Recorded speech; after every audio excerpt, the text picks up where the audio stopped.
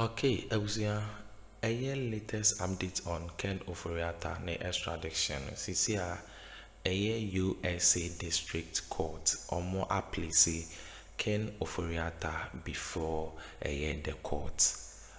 Omo asanso order for ne arrest with immediate effect.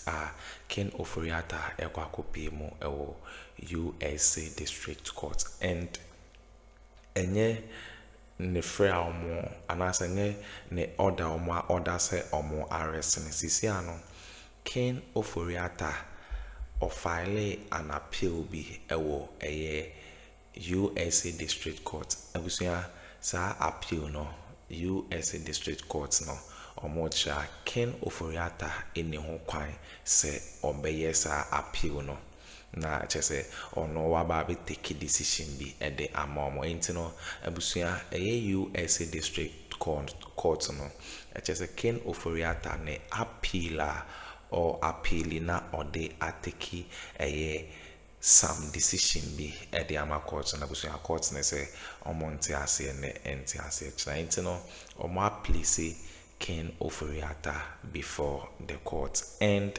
Omasanso a call for the arrest say oba na obe face justice mommy uncle na yen konkuti and simbia cause lawyer Martin Pebu eden honsem ababetu ya unsubscribe ya subscribe like and share ma afofron so ensa into me and kabia Ghana politics avenue so medamase. Yes, I can hear you. Perfect. I'm sure you listened to the Attorney General earlier today. Let's start off from this point. He says the extradition request has been submitted to the United States now. What happens next? He says we don't have control over it. It's out of our domain. So as to the time limits or timelines, he cannot give it. We will just have to wait to see how it plays out. Does that worry you in any way? Yes, naturally. It worries me, and actually I'm a bit angry. I'm angry because it's not the Attorney General's making. He didn't make it. He didn't bring us this situation. It's Kissie Jabin who allowed Oforiatta to run away. So that's abscond. So every time this topic comes up, then I just remember that, hey, so Kissie Jabin, why would you betray a country like this? I mean, I'm just like, for how much in this world? What is the motivation? What is the motivation at all that Kissie Jabin will betray a country? Why would you betray your country over such a matter? This is no-brainer. All you have to do is to just cry out, hey, Juloe, thief, ewi. That's if you go to Makola. That's that's not to say that you are pronouncing guilt even before. He is innocent until proven guilty, is it not? I mean, he has that right, isn't it?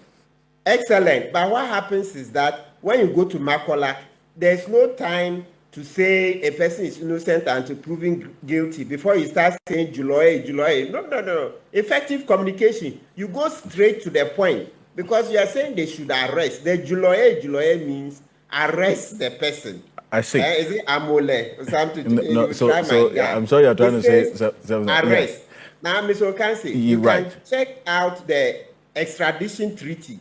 Even though persons have not yet been tried and convicted, extradition treaty, you see it say bring the criminal, do this. So we are entitled to say the person is a criminal, even though the trial has not yet been done. But you see, that point that you make, respectfully, is what leads me to the issue that now the reality is that opportunity has been lost. Okay, he's out of the country, and you've been consistent about what the OSP could have done, which you have just repeated today. Now that horse is bolted. So what do we do about the reality of the situation right now? I mean, the Attorney General says, you know what, I have done what I have to do, but I don't have control over what happens next. Yeah. What should be the thinking? That's the phase we are now, Council.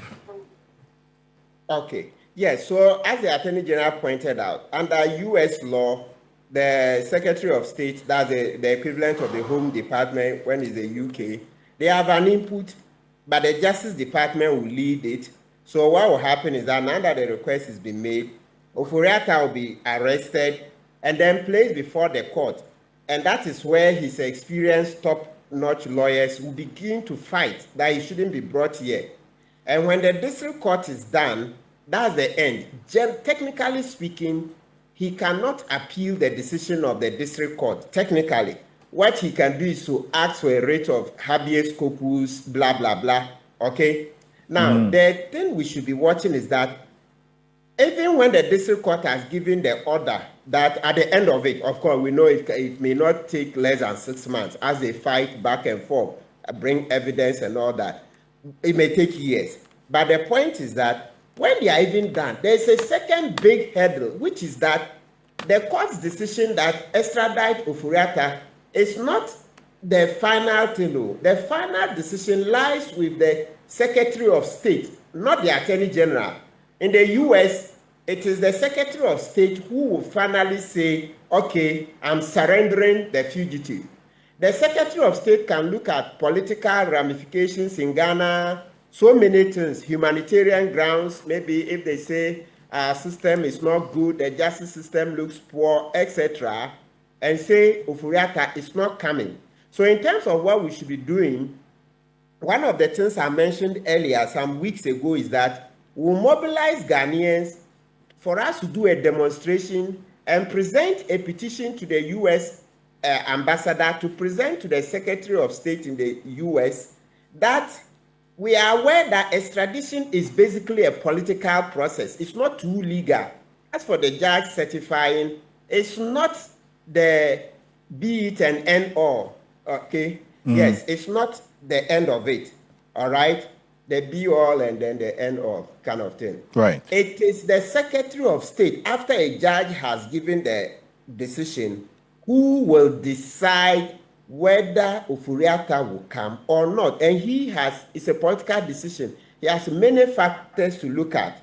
So when we do a demonstration and present a petition, the main message it will be sending to the U.S. government is that the matter in Ghana is not just a matter of a few elite people, commentators sitting on TV and talking, but that the ordinary man who eats and then is, or the average Ghanaian, it's involved in this, understands that extradition is a political process there. And so we want them to be politically right in this context. That is to say, bring down O.Atta. Because let's not forget, O.Atta has investments in the U.S. O.Atta has investment there. You know how, America itself, it's not as if their economy is the greatest of all. They also have problems. They have cost of living crisis, etc. So you can imagine that they'll be willing to protect an investor. You see other examples, their relationship with Saudi Arabia. You see how, because the Saudis have a lot of money to invest in the U.S., you see how when it came to the death of Jamal Khashoggi, you see how eventually... Right. So then you see, you mention what the authorities can do, and then you also indicate what the citizens can do as well. It is within his right to do what he has done now, what the Attorney General is telling us, that he's got some top lawyers, very experienced lawyers. He's got them to fight his case for him. That's his right, as you fought in one of your cases, right? But then again, what should be the worry or the concern of the Attorney General in this instance? Because now he's told us what the situation is. But as to what can be done next, he says quite a lot of the things is out of his control. We also got information that O.Atta has 3 active visas, which you know about, is it not? When Manasseh mentioned it a few weeks ago. So, if that's the case, can the Attorney General do anything more than what he has just told us now? Because this is just information updating the citizens. But then, what next? Oh, the Attorney General can do a lot more. It's a lot more. And let's explore this matter of sovereignty resides in the people of Ghana. Right. That is the preamble to the Constitution, Article 1, Article 35, Article 125, and many other provisions. Even that's those that don't even use the word sovereignty. I mean, the whole Constitution is for good governance. So one of the things the Attorney General would continue to do to be able to help us is to timeously update us. And as I said, so the more he updates us, then the more we can marshal our forces. Look, so Kansi, Can you imagine if we're able to marshal 10,000 citizens to come out for this demonstration to go and present a petition to the U.S. ambassador in Ghana? Can you imagine the message it will be sending to the Americans? You'll see that, hey, Charlie, Ghanaians understand that this game is a political one. So then they will see that their reputation is on the line, that they shouldn't play with this case. This is not a case that they should do anything to frustrate us. So Attorney General giving us timeous information would help in us advocating and getting marshalling forces to put pressure on the U.S. government to do what has to be done. Because listen, let me tell you, the process you see there in the U.S., there's what they call the lobbying. It's a big industry. It's a big industry. So apart from what will be going on in court, etc., you can imagine that O.Atta will hire lobbyists who will be talking to the U.S. government, trying to, ways and means. For them, in the U.S., ways and means is legal, lobbying. You go and lobby to show all the reasons why they should never bring O.Atta down to Ghana. You remember I've told you that finally, extradition in the U.S. is a political decision. It's the Secretary of State. It's not the judge. As for the judge, he will certify. The judge certifies that, okay, based on U.S. law and Ghanaian law, and looking at the extradition treaty, 1931, everything, I think that, yes, the conditions have been met. So I'm certifying that O.Atta be brought to Ghana. But when he's done, then the politician, the Secretary of State, and look, be minded, in the U.S., after the president and the vice president, the next person is the Secretary of State. So it's very, very powerful. It doesn't go to the Chief Justice. It's the Secretary of State who is the next in command. So it's that Secretary of State, the equivalent of the Foreign Minister. He would decide. And he has many factors to use. It's a political decision, right?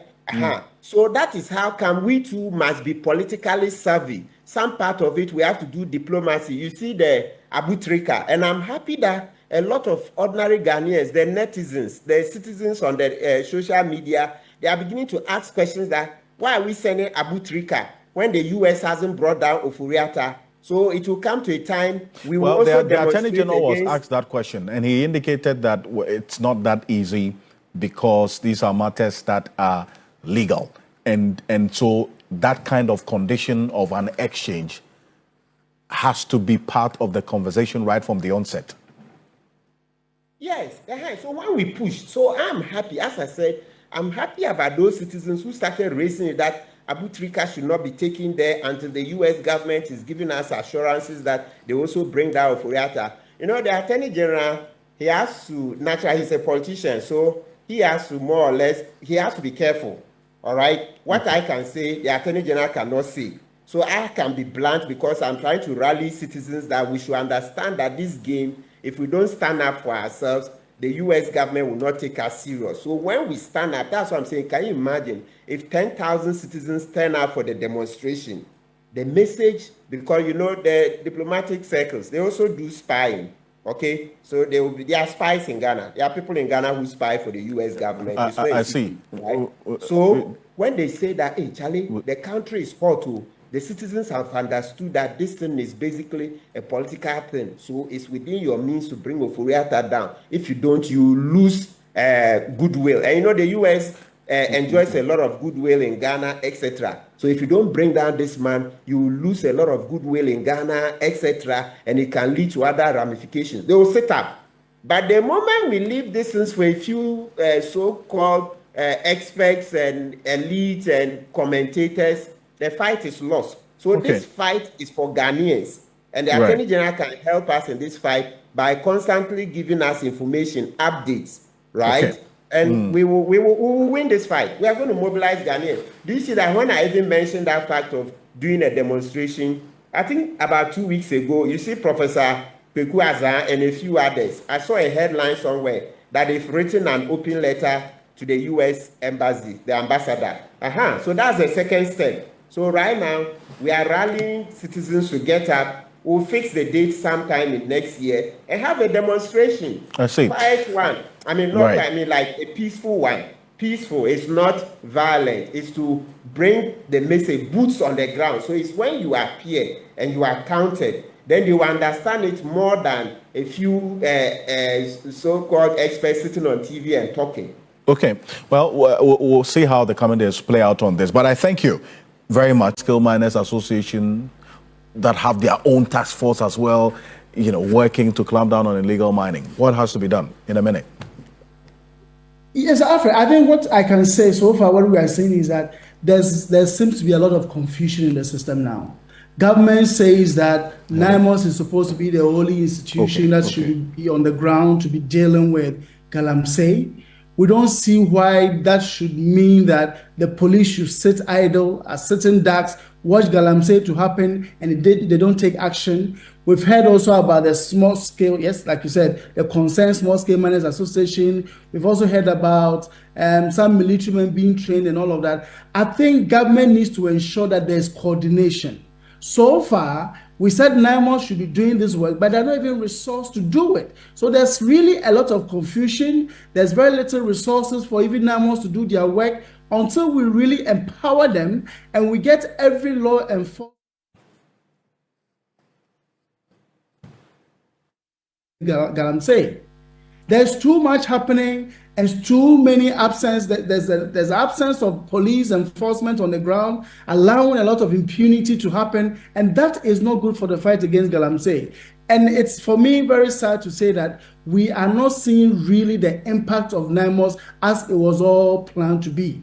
Until government resources them, it's just going to be just like Operation Vanguard or Operation Hot. And this is something we cannot afford to have going forward. Oh, thank you. Daraboso is the Deputy National Director of Arocha Ghana. What talks on the Boko Peace Roadmap continue.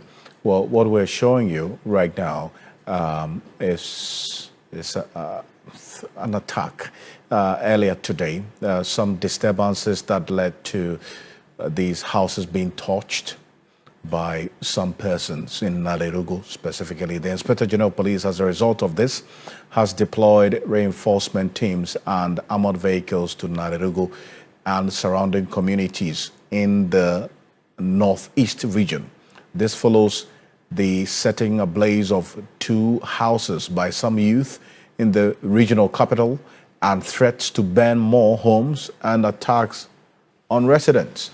Meanwhile, government has also, through the Interior Ministry, imposed a curfew on Nalerigu Township and its environs.